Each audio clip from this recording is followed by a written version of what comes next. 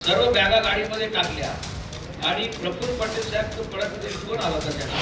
त्यांनी स्वतःहून सांगितलं की प्रफुल्ल पटेलांचा फोन तिथं आला की फाईल अशी अशी आहे, दादांनी माहिती घेतली फाईल कुठे आहे, ती मंत्रालयामध्ये ती फाईल होती.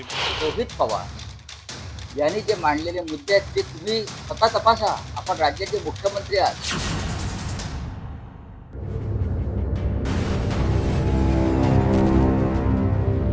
फोन, फाईल आणि फ्लाईट या तीन बाबींवरून अजित पवारांच्या विमान अपघाताचं प्रकरण गंभीर होत चाललंय. एका फोन कॉलमुळे अजित पवार यांचा प्रवासाचा निर्णय बदलला का आणि त्या निर्णयामुळेच हा अपघात घडला का, असे अनेक प्रश्न उपस्थित केले जात आहेत. अजित पवार अपघाताच्या आदल्या दिवशी बारामतीला कारनं जाणार होते अशी माहिती आता समोर आली आहे. मात्र संध्याकाळी आलेल्या एका फोन नंतर त्यांनी निर्णय बदलला आणि सगळं बदलून गेलं. ज्या दिवशी त्यांना जायचं होतं दुसऱ्या दिवशी त्याच्या आदल्याच दिवशी त्यांची तयारी झाली ती आपण रोड जायचं, बाय रोड जायचं. सर्व बॅगा गाडीमध्ये टाकल्या आणि प्रफुल्ल पटेल साहेब परत फोन आला होता त्यांना तर माझं काहीतरी काम वाटतं मंत्रालयात त्याची फाईल क्लिअर आहे. म्हणून तरी सेक्रेटरीला फोन लावला आणि सांगितलं ते कागदपत्र घेऊन ये, परत मी आठवड्याभर काही इलेक्शनला जाणार आहे. ती फाईल आणणार 7:30-8 वाजता. प्रमोद हिंदूराव हे अजित पवारांच्या राष्ट्रवादीतले नेते असल्यानं त्यांच्या वक्तव्यानं अपघाताचं प्रकरण घातपाताच्या वळणावर जाताना दिसतंय. तर दुसरीकडे रोहित पवार यांनीही एका वरिष्ठ नेत्यानं फाईल क्लिअर करण्यासाठी आग्रह धरला होता आणि ती फाईल येईपर्यंत उशीर झाल्यानं विमानानं जाण्याचा निर्णय घेतला गेला.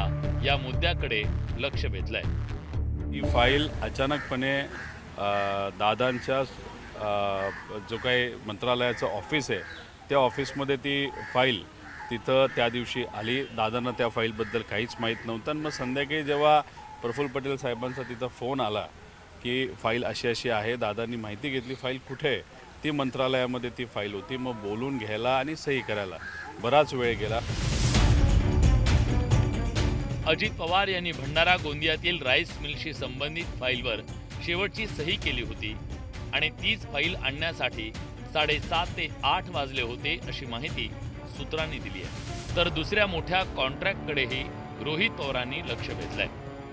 नरेश अरोरांची 27 तारखेचा तुम्ही आता कॉन्ट्रॅक्टचा जो उल्लेख केला नरेश अरोरांचा, तेच कॉन्ट्रॅक्टसाठी सुनील तटकरे तिथं आलेले होते का आणि सुनील तटकरे त्याच अनुषंगाने बोलत होते का, असा अंदाज आहे.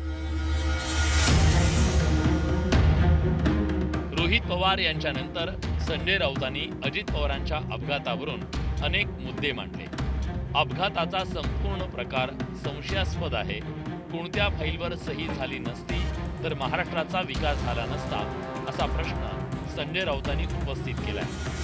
तो पूर्व विदर्भातला नेता कोण, कोणत्या पक्षाचा, कोणत्या फाईलवर एवढ्या तातडीनं सही हवी होती म्हणून ते अजित पवारांना 2-3 तास त्यांनी खोळंबून ठेवलं. अशी कोणती फाईल होती की ज्याच्यामुळे फाईलवर सही केली नसती तर महाराष्ट्राचा विकास आणि गती थांबली असती? सांगा मला.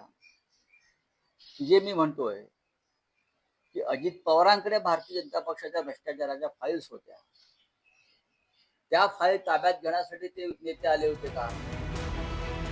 संजय राऊत आणि रोहित पवार या विरोधी पक्षातील नेत्यांनी राष्ट्रवादीतल्या कोणत्याही नेत्याचं थेट नाव घेतलं नाही.